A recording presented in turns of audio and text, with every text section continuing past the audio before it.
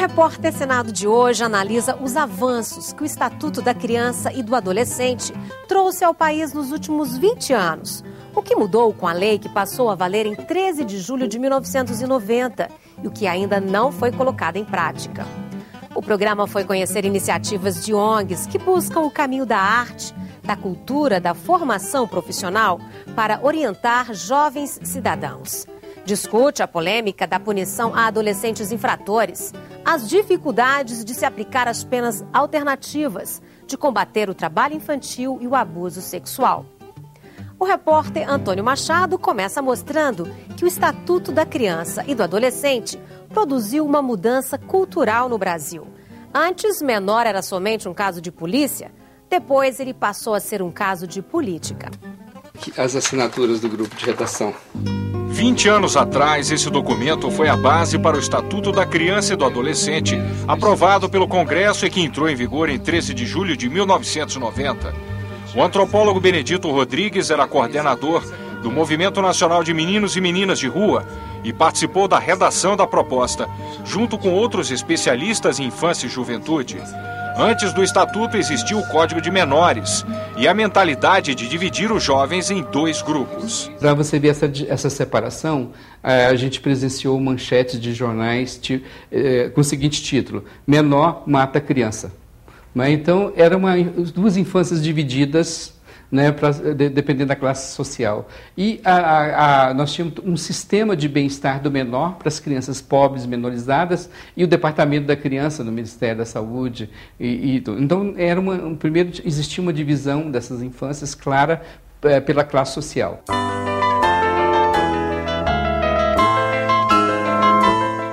Sede do projeto Meninos e Meninas de Rua em São Bernardo Grande, São Paulo. Marcos Antônio Silva é o coordenador. Ele também foi menino de rua e participou das manifestações em Brasília pela aprovação do Estatuto. Para Marcos, antes menor era somente um caso de polícia. Quando você pergunta hoje, e essas crianças vítimas de exploração sexual?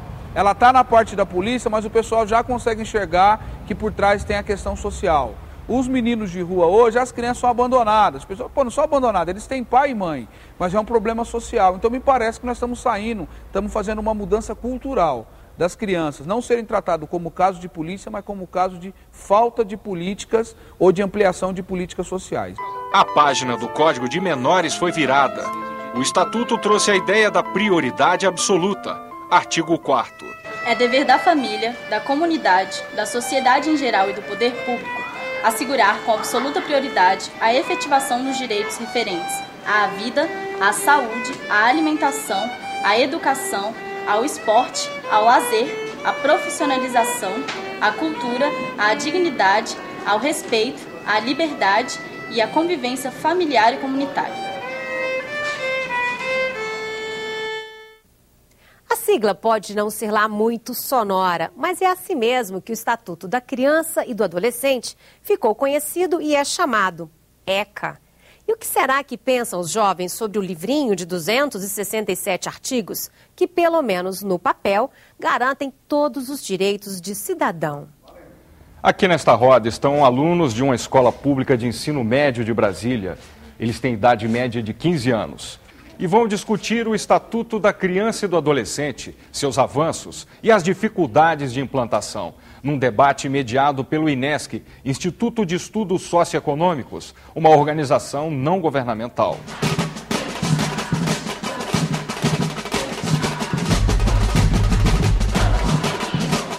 Bem, gente, então, vocês sabem que esse ano o Estatuto faz 20 anos.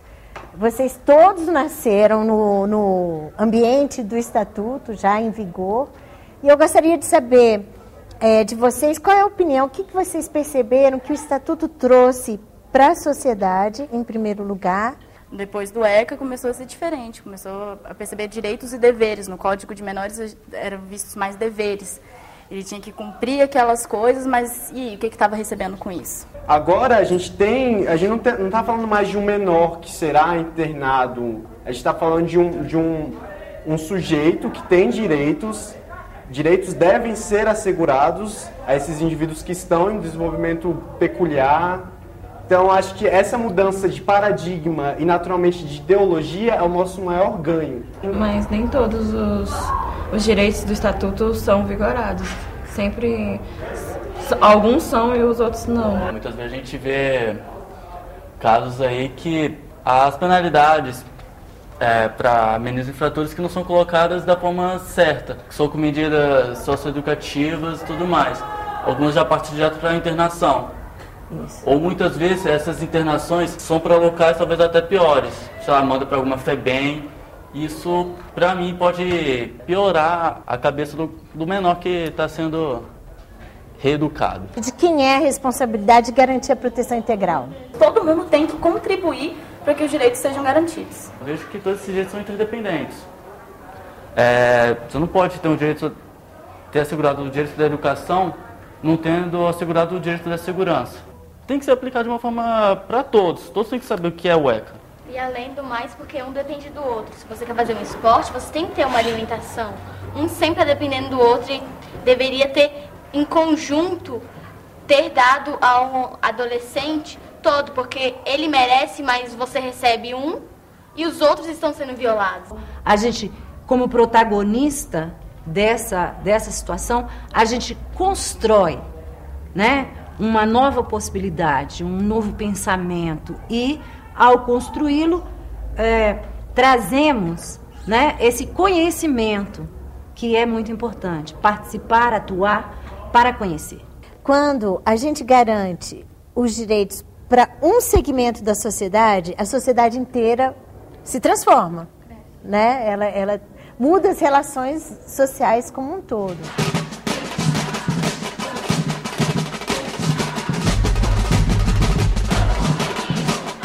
Lugar de criança é no orçamento. É a expressão da prioridade absoluta nas políticas públicas. Mas falta muito para que esse mandamento do Estatuto se torne uma realidade.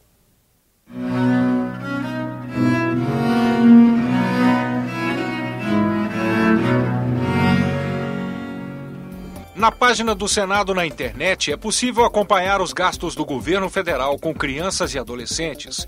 Primeiro www.senado.gov.br, depois orçamento, em seguida orçamento temático e aí aparece o orçamento criança. O serviço é uma parceria do Senado com o INESC, Instituto Socioeconômico, que reuniu numa página os investimentos que aparecem dispersos em vários programas. Colocar os gastos com infância e adolescência em um anexo do orçamento deveria ser uma obrigação não só do governo federal, mas também dos estaduais e municipais. A ideia é que os orçamentos locais, estaduais, eles tenham, apresentem possibilidades de fácil identificação da população para que se possa saber o quanto está sendo gasto para a defesa dos direitos da criança. De acordo com o INESC, os investimentos federais na infância e juventude têm crescido. Por exemplo, em 2008 foram aplicados 48 bilhões de reais. Em 2009, o número subiu para 53 bilhões. O Bolsa Família e o Fundeb, Fundo de Valorização da Educação Básica, abocanham a maior parte dos recursos. Mas, na verdade, o mandamento da prioridade absoluta ainda não é uma realidade. Temos alguns indicadores que nos permitem dizer que avançamos. A assistência social, no entanto, é a que é melhor contemplada desse conjunto, dessa área, que é uma política complementar, não é uma política básica, né? No campo da cultura, do lazer, né, nós temos muito poucos recursos que provavelmente poderiam dar respostas institucionais mais positivas do ponto de vista das expectativas e dos sonhos dessas crianças e desses adolescentes. A criança e o adolescente têm direito à educação, visando ao pleno desenvolvimento de sua pessoa, preparo para o exercício da cidadania e qualificação para o trabalho, assegurando-se-lhes igualdade de condições para o acesso e permanência na escola. O direito de ser respeitado por seus educadores. Direito de contestar critérios avaliativos, podendo recorrer às instâncias escolares superiores. Direito de organizar e participação em entidades estudantis. Acesso à escola pública e gratuita próxima de sua residência. 20 anos depois, houve avanços na taxa de matrículas na educação básica. Mas para o senador Cristóvão Buarque não se pode falar em universalização. É que matrícula não significa frequência. Frequência não significa assistir à aula. Assistência não significa permanência. Permanência não significa aprendizado. A universalização é quando todas as crianças estiverem terminando o ensino médio com qualidade. Aí sim a gente pode dizer que o Brasil universalizou a educação. Por enquanto, está quase universalizando matrícula. A má qualidade da educação é apontada também pela peruana Susana Villarán, do Comitê de Direitos da Criança das Nações Unidas. Temos déficits en la educación inicial de 0 a 6 muy grandes y es el momento en que el cerebro del niño se forma y que requiere estimulación temprana. Tenemos una buena educación primaria y tenemos una mala educación en la adolescencia. Eso es casi un patrón que está en toda América. Y la calidad, baja calidad.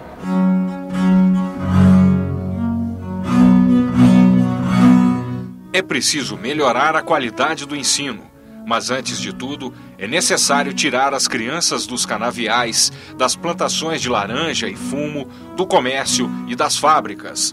Trabalho é para adultos, criança precisa estudar.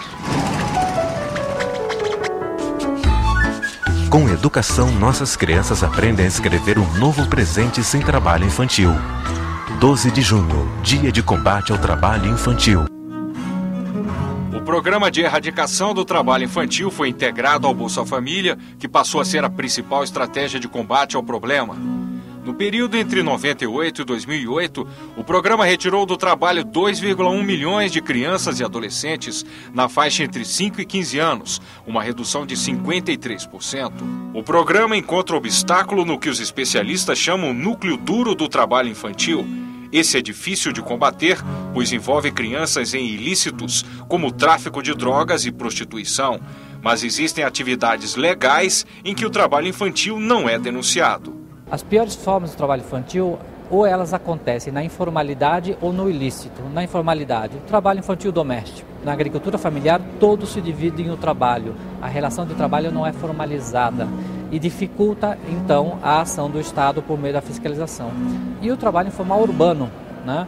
Todo aquele trabalho de venda, de comércio, de sinaleiras, de uso de criança para mendicância, que está disseminado em todas as nossas cidades, onde o Estado tem dificuldade de acesso, porque o Estado não é onipresente em todas as esquinas de suas cidades. As discussões hoje têm sido no sentido de avançar nessa temática de forma intersetorial, né? Envolvendo vários atores, vários mecanismos para que a gente possa avançar na fiscalização, avançar na intervenção de atendimento também das famílias e desse público.